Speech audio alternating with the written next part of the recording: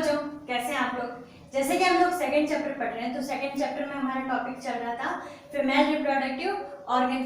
अब female reproductive organ में किस टाइप से मेगा स्पोर्स, जिसको हम एम्ब्रियो शेक कहते हैं, तो उसका फॉर्मेशन है वो किस टाइप से होगा, उसको देखने के लिए हमें ओवल की स्ट्रक्चर समझनी पड़ेगी।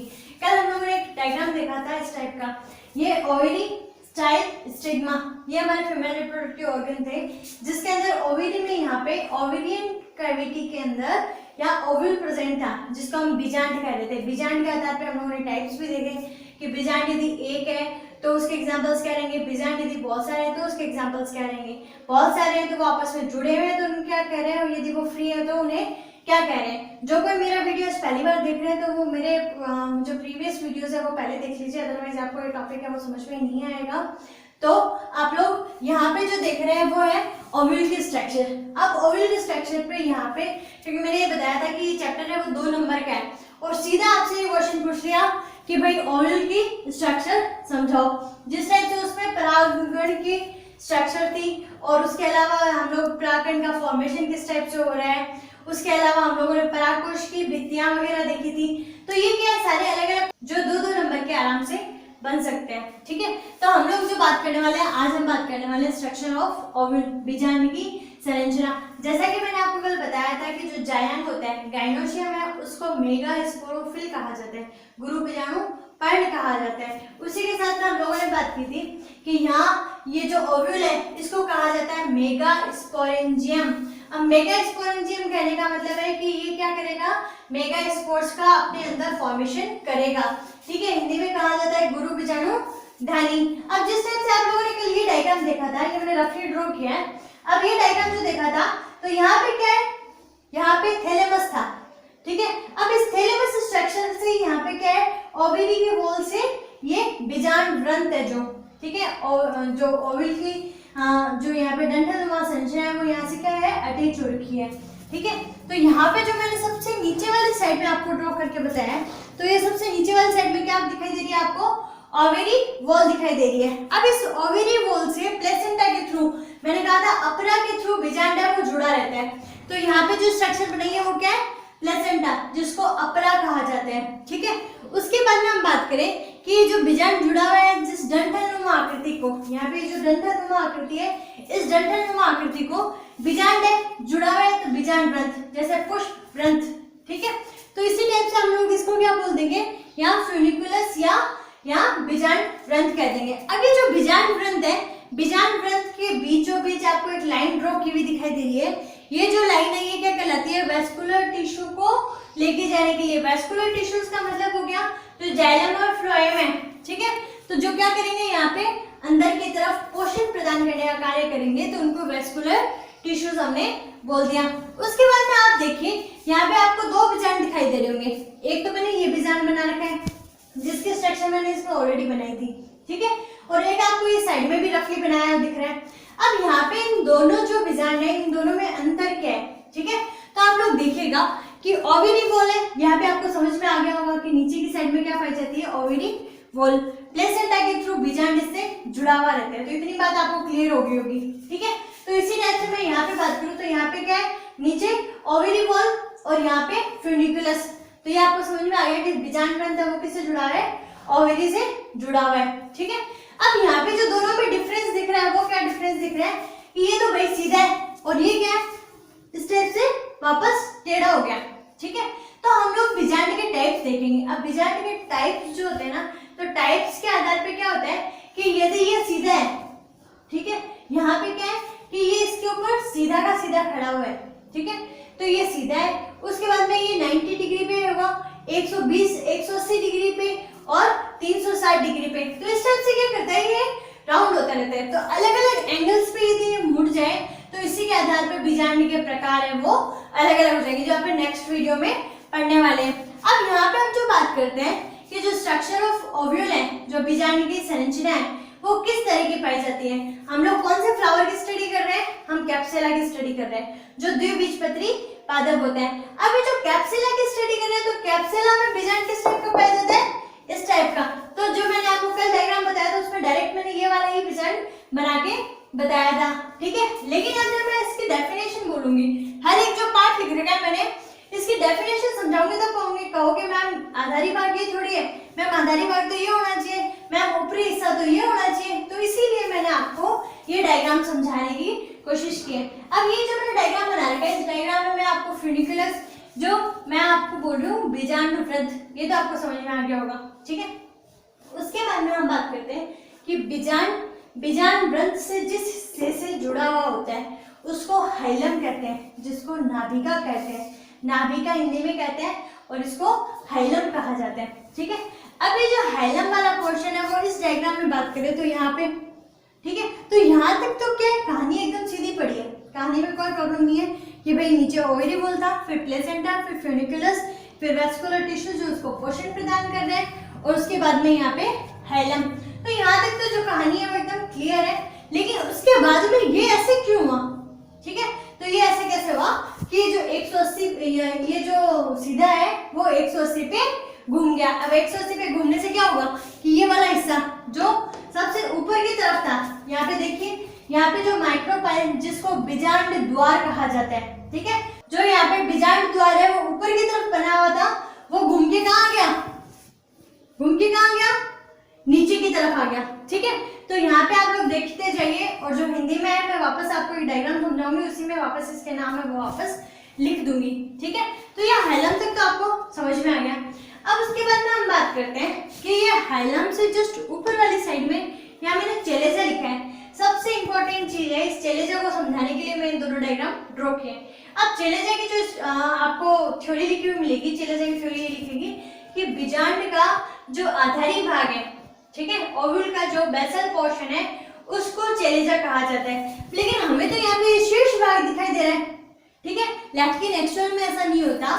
चेलेजा कहाँ पाया जाता है, यहाँ जो बीजांड का आधार बनाता है, लेकिन ये 180 पे घूमना रहने के कारण क्या हो गया, ये इसका शीर्ष भाग में शो हो रहा है, ठीक है। तो यहाँ पे जो चेलेजा है इसको निभाग कहा जाता है, हिंदी में चेलेजा को निभाग कहा जाता है, और कुछ बुक्स में मात्रा लगा के भी चेलेजा लिखा हुआ है, तो आप कंफ्यूज मत होना, ठीक है। तो ये हमारे चेलेजा वाला पोर्शन हो गया। उसके बाद में ये जो पूरा का पूरा पोर्शन है ये बीजांड की बॉडी है, क्या है, बीजांड की बॉडी, जिसको न्यूक्लियस बोल दो चाहे बीजांड काय बोल दो। आगे जो बीजांड काय है, इस बीजांड को कवर किए हुए हम लोग यहाँ पे, मैं आपको बता देती हूँ कि यहाँ पे जो मेगास्पोरेंजियम लिखा है मैंने, तो इस मेगास्पोरेंजियम को कई जगह आपको इंटेगुमेंट्री मेगास्पोरेंजियम भी लिखा हुआ मिलेगा।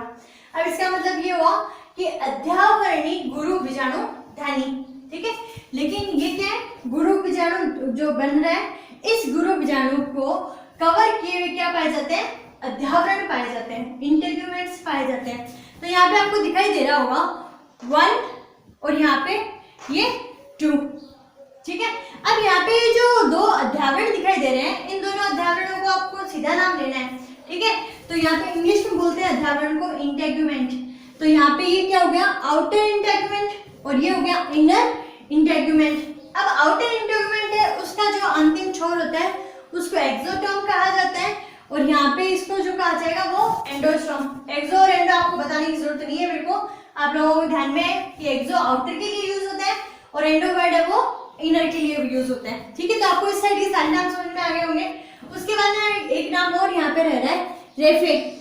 इसको मैं जब आपको फैक्ट्स पढ़ाऊंगी इसके बीजांड के, उस टाइम क्लियर करूंगी। एक बार सिर्फ बता के छोड़ देती हूँ कि जो इसका पार्श्व हिस्से में यदि हल्का सा उभार पाया जाए तो उसको रेफे कहा जाता है, ठीक है। मेन इंपॉर्टेंट नाम कौन से हो गए, फ्यूनिकुलस आपको समझ में आ जाना चाहिए, प्लेसेंटा, फिर वेस्कुलर, हाइलम, इनर और आउटर इंटेग्यूमेंट्स, ठीक है। तो इस साइड के नाम हो गए। ये न्यूक्लियस जिसको बीजांड काय कहा जाता है, ओवल बॉडी कहा जा रहा है, ठीक है। उसके बाद में जो यहाँ पे सबसे ज्यादा नाम लिए हुए वो एक छोटी सी संरचना दिखाई दे रही है। अब इस छोटी सी संरचना को क्या कहा जाता है, एम्ब्रियो शेक कहा जाता है। एम्ब्रियो शेक का मतलब आपको समझ में आ गया होगा, हिंदी मीडियम वालों को भी और इंग्लिश मीडियम को भी, कि शेक वर्ड आ गया, जैसे पोलन शेक, जिसमें क्या बन रहे थे, पोलेंस का फॉर्मेशन हो रहा था। तो इस टाइप से इसमें क्या हो रहा है, एम्ब्रियो का फॉर्मेशन, ठीक है। तो यहाँ पे क्या है, यहाँ पे ये जो सेल आपको दिखाई दे रही है, ये एक सेल होती है, ठीक है। एक सेल वो क्या करेगी, यहाँ पे जो एम्ब्रियो का फॉर्मेशन करेगी, ठीक है। तो ये जो पूरा का पूरा स्ट्रक्चर है इसको कहा जाता है यहाँ एम्ब्रियो शेक, जिसको मैं भ्रूण कोश के नाम से बोलती हूँ हिंदी में, ठीक है। अब ये जो भ्रूण कोश है इसके इतने सारे भाग मैंने यहाँ पे लिखे हैं। सारे के सारे भाग आपको नेक्स्ट वीडियोस में वापस पढ़ने पड़ेंगे। मैं एक बार आपको सिर्फ बता देती हूँ कि ये जो ऊपर 3 सेल है इनको एंटीपोडियल सेल कहा जाता है। उसके बाद में यहाँ पे जो बीच में एक बड़ी सी सेल दिखाई दे रही है, इसमें 2 न्यूक्लियस होते हैं, तो इसको सेंट्रल सेल और इनको पोलर न्यूक्लियाई, ठीक है, जो ध्रुवीय केंद्रक होते हैं। उसके बाद हम बात करें नीचे वाली साइड में एग एपरेटस पाया जाता है, जिसको अंड समुच्चय कहा जाता है, क्योंकि इसमें अंड कोशिका प्रेजेंट होगी, ठीक है। तो ये जो चारों के चारों नाम है, चारों पांचों नाम है, वो आप अभी सिर्फ इसमें नोट कर लीजिए, ताकि बीजांड का डायग्राम है, इस बीजांड के डायग्राम में इतने सारे नाम लिखे हुए हैं, वो आपको सारे थोड़े मतलब नाम ज्यादा लिखे हुए होते हैं, तो थोड़ा डायग्राम सुंदर लगता है ना, ठीक है।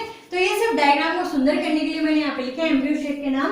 बाकी आपको बीजांड की स्ट्रक्चर पढ़नी है, तो बीजांड की स्ट्रक्चर में क्या है, सिर्फ ये बाहरी पोर्शन ही दे रखा है, क्योंकि हम लोग जो आगे देखेंगे, जैसे उसमें माइक्रोस्पोरोजेनेसिस पढ़ा था, तो यहाँ पे क्या पढ़ना पड़ेगा, मेगास्पोरोजेनेसिस, गुरु बीजाणु जनन।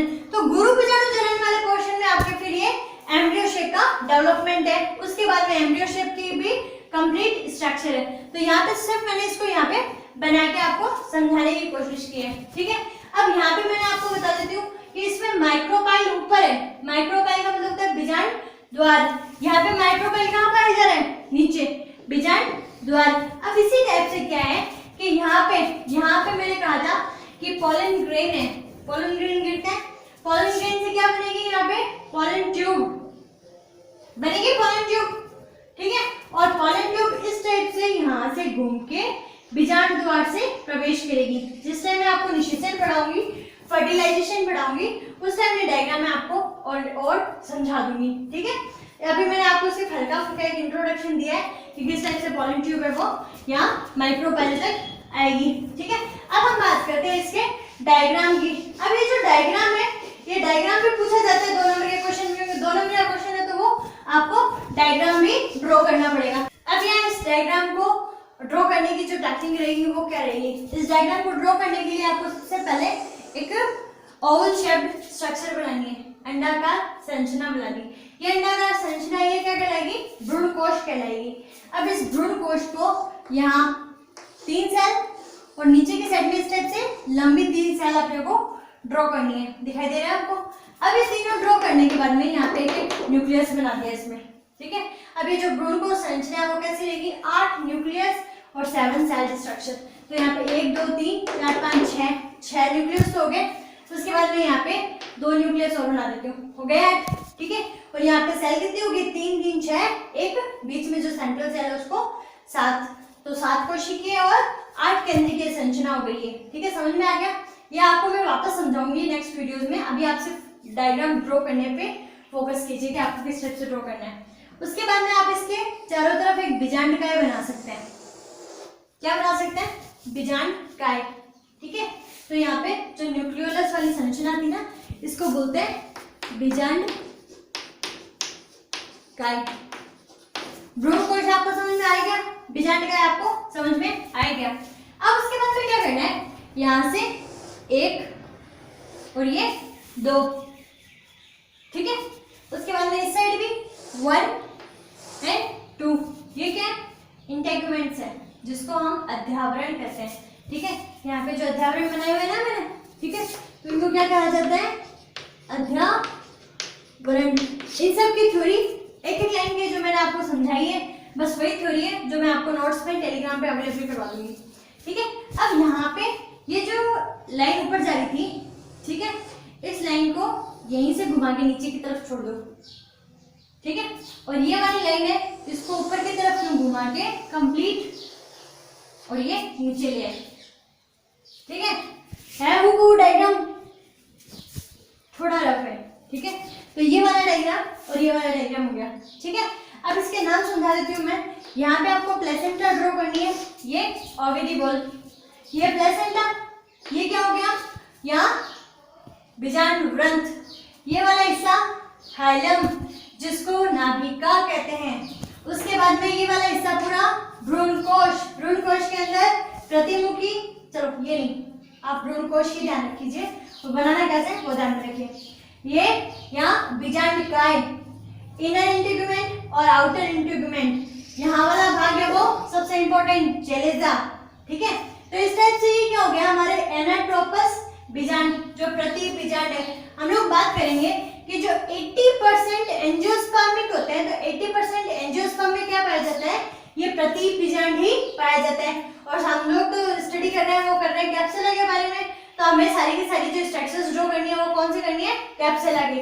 तो कैप्सुला में किस टाइप का पाया जाएगा, एनाट्रोपस प्रति बीजांड। एक नंबर का क्वेश्चन भी बन सकता है इस टाइप से। डायग्राम आपसे बनवा लिया तो डायग्राम सीधा से आपको ड्रॉ करना है। ये वाला ऐसे है वो माइक्रोपाइल, जिसको हम बीजांड द्वार कहेंगे, ठीक है। तो इस टाइप से ड्रॉ कर लीजिए। तो अब हम लोग बात करते हैं टाइप्स ऑफ ओव्यूल। अब ये जो टाइप्स ऑफ ओव्यूल है वो किसके बेसिस पे, तो इंटीग्यूमेंट्स के बेसिस पे। यहाँ पे जो मैंने आपको बताया कि हम लोग कैप्सुला के बारे में स्टडी कर रहे हैं, तो कैप्सुला में 2 इंटीग्यूमेंट्स पाए जाते हैं, क्लियर, ठीक है। लेकिन हमें ध्यान में होना चाहिए कि इंटीग्यूमेंट्स के टाइप्स के आधार पर भी यहाँ पे ओव्यूल के टाइप हो सकते हैं। अब इंटीग्यूमेंट है तो हम बात करें यूनिटैग्मिक। यूनिटैग्मिक का मतलब, यूनि का मतलब मैंने आपको बताया था एक होता है। अब यूनिटैग्मिक मतलब एकल अध्यावरणी, जिसमें ये इंटीग्यूमेंट है वो कितना पाया जाएगा, सिर्फ एक पाया जाएगा। तो एक पाया जाएगा, उसके लिए एग्जांपल्स होंगे गेमोपेटेली और जिम्नोस्पर्म। जिम्नोस्पर्म को अनावर्त बीजी कहा जाता है और गेमोपेटेली और पॉलीपेटेली है वो द्विबीजपत्री पादपों के प्रकार। आप लोगों ने 11th क्लास में पढ़ा होगा। तो यहाँ पे गेमोपेटेली का एग्जांपल रहेगा यूनिटैग्मिक का। उसके बाद में बात करें बाइटैग्मिक, जिसके बारे में हम लोग स्टडी कर रहे हैं। ये कैसा है, द्विअध्यावरणी है, 2 अध्यावरण इसमें प्रेजेंट होते हैं। बाइटैग्मिक में पॉलीपेटेली और एंजियोस्पर्मिक प्लांट्स, उसी के साथ में मोनोकोट्स। एंजियोस्पर्मिक प्लांट्स में हम लोग पढ़ चुके जो आवर्त बीजी होते हैं, और मोनोकोट हो गए हमारे एक बीजपत्री पादप। द्विबीजपत्री पादप को हम 2 भागों में पढ़ चुके ऑलरेडी, गेमोपेटेली और पॉलीपेटेली। ये द्विबीजपत्री पादप के एग्जांपल थे, और जो एक बीजपत्री पादप वो ऑलरेडी किसमें आ रहा है, बाइटैग्मिक में, क्लियर। उसके बाद में हम बात करते हैं अब एटैग्मिक के बारे में। आपको ध्यान में है कि एटैग्मिक, ए वर्ड आ गया मतलब क्या होगा, अब्सेंट होगा। यहाँ पे ए अध्यावरणी है, अध्यावरण है वो अब्सेंट पाया जाएगा। ऑलेक्स और लोरेंथम इसके एग्जांपल रहेंगे। तो आप लोग को जो मेजरली ध्यान में रखना है वो बाइटैग्मिक रहेगा, जो द्वि अध्यावरणी है, जिसमें आप इसकी थ्योरी है वो लिख रहे हैं, ठीक है। उसके बाद हम बात करते हैं कुछ फैक्ट्स है। अब इन फैक्ट्स में आपको ध्यान में रखना पड़ेगा सबसे पहले एरिल। अब एरिल सबसे अच्छा क्वेश्चन है, यहाँ पे बोर्ड के लेवल पे सबसे ज्यादा पूछे जाने वाले क्वेश्चन है वो एरिल ही है कि भाई एरिल क्या होता है, कौन से प्लांट्स में पाया जाता है। तो एरिल पाया जाता है लीची में। आपको एक एग्जांपल याद रखना सफिशिएंट है। एक एग्जांपल लीची, इसमें 3rd इंटीग्यूमेंट प्रेजेंट होते हैं। 3rd इंटीग्यूमेंट मतलब यहाँ पे भी, ठीक है। आप लोगों ने लीची खाई होगी, तो लीची में जो व्हाइट कलर का पोर्शन अंदर निकलता है, मतलब इतनी मेहनत से तो उसको छीलो, उसके बाद में इतनी मोटी उसमें गुठली, और जो हल्का सा जो व्हाइट वाला पोर्शन है जो हम लोग खाते हैं, ठीक है, वो एक्चुअल में क्या होता है, एरिल होता है, ठीक है। तो ये एरिल है, खाने योग्य पोर्शन होता है, और एक्चुअल में क्या होता है, ये तीसरा अध्यावरण होता है, ठीक है, 3rd इंटीग्यूमेंट है। उसके बाद हम बात करें कैरिंकल की। कैरिंकल है, तो कैरिंकल में क्या होता है कि ये जो बाह्य अध्यावरण है ये क्या है, माइक्रोपाइल की तरफ बढ़ना शुरू हो जाता है। अब ये, और एक चीज और ध्यान में रखिएगा कि यहाँ पे जो 3rd इंटीग्यूमेंट की बात करें, 3rd इंटीग्यूमेंट का फॉर्मेशन किससे होता है, ये भी क्वेश्चन पूछा जाता है। तो वो होता है हमारे यहाँ बीजांड ग्रंथ से, फ्यूनिकल से। ये अब आगे की तरफ बढ़ना शुरू कर देगा। अब ये जैसे आगे की तरफ बढ़ना शुरू हुआ तो इसको क्या कहेंगे, कैरेंकल कहेंगे। ये किसमें पाया जाता है, कैस्टर प्लांट्स में, मतलब एरंडी के प्लांट के अंदर पाया जाएगा। देन हम बात करते हैं पेरिस्पर्म की, ठीक है। अब आपको यहाँ पे जो बीजांडकाएं दिखाई दे रहा है, ठीक है। अब ये जो बीजांडकाएं है इसका सिर्फ काम क्या होता है, भ्रूण कोश को पोषण प्रदान करना। भ्रूण कोश को पोषण प्रदान करने का काम इसका है, ठीक है। लेकिन कुछ टाइम में क्या होता है कि ये मोस्टली तो इसको यूटिलाइज कर लेते हैं, पूरा उपयोग ले लेते हैं, लेकिन नहीं ले पाते तो एक हल्की सी परत के रूप में ये रह जाते हैं। अब ये जो हल्की सी परत के रूप में रह रहे हैं तो उसको कहा जाता है पेरिस्पर्म, परिभ्रूण कोश। परिभ्रूण कोश क्योंकि चारों तरफ रह रहा है, पेरी का मतलब मैंने बताया था चारों तरफ, तो परिभ्रूण कोश। और किस किस में पाया जाता है ये, ब्लैक पेपर जो काली मिर्च रहेगी, हल्दी और जिंजर, टर्मरिक और जिंजर, इन सब में ये पाए जाएंगे। उसके बाद में हम बात करें ऑब्ट्यूरेटर्स। यहाँ पे जो ऑब्ट्यूरेटर्स है ये क्या होता है, ऑब्ट्यूरेटर्स कुछ फिलामेंट्स होते हैं इसके अंदर, ठीक है। फ्यूनिकल के अंदर पाए जाने वाले कुछ ऐसे फिलामेंट्स होते हैं, तो वो क्या करेंगे, ऊपर से आने वाली क्या है, पोलन ट्यूब, उस पोलन ट्यूब को रास्ता देने का काम करेंगे। भाई आपको माइक्रोपाइल है वो यहाँ मिलने वाला है, ठीक है। तो यहाँ पे इसमें मैंने लिखा है to guide the passage of pollen tube toward the micropyle inside the ovary. Ovary के अंदर जो माइक्रोपाइल है उसकी तरफ रास्ता देने का जो काम है वो किसका है यहाँ, ऑब्ट्यूरेटर्स का है। तो ये आप थोड़े थोड़े ध्यान में रखिएगा, ज्यादा क्वेश्चन किसका पूछा जाता है, एली का पूछा जाता है। तो इस टाइप से आपको ये स्ट्रक्चर ऑफ ओव्यूल ये समझ में आ गया होगा। इसके अलावा जो मैंने आपको पहले डायग्राम बनाया था ऑर्थोट्रोपस, एनाट्रोपस, तो इन सब टाइप्स के बारे में, क्यों ये क्या कर रहे हैं, घुमाव। यहाँ पे जो बेसिस था वो बेसिस क्या था, इंटेगुमेंट।